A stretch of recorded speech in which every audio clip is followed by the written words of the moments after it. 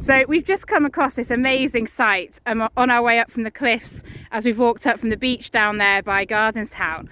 So this site, which you can see here, and I'm going to walk down closer and into it so that you can see it, it's called St John's Kirkyard.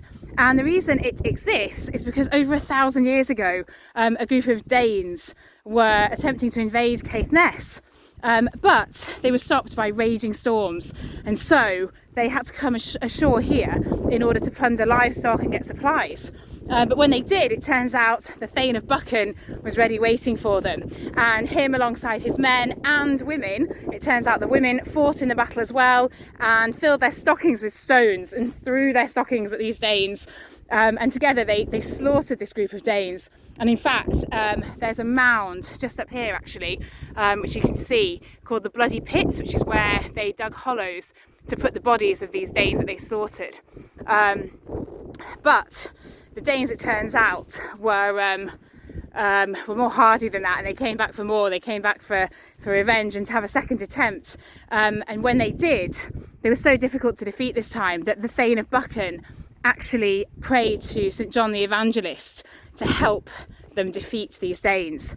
And in the end they were victorious, and so as a result, to keep his promise, he promised St John the Evangelist that if he was to help them, he would then build a place of worship dedicated to him. And this is that place of worship. And you can see, as I've been telling you some of the history, Chris and Jet are just wandering around the graveyard now, looking at some of the markings on the graves.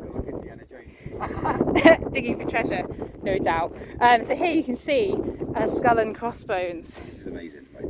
So this kind of graves, these kind of graves go back to about the 17th century, 16th, 17th century, and this is quite iconic because most people associate the skull and crossbones with pirates, whereas actually that's not the case.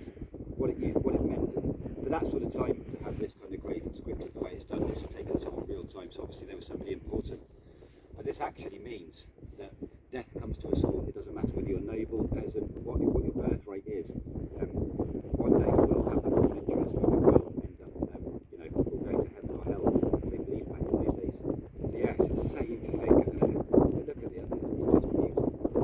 It really is. Yeah, it feels like a really special place to be in, where you can stand here and be kind of standing on so much history, and the setting as well, as you can see, is just absolutely stunning. That needs to be buried, is it?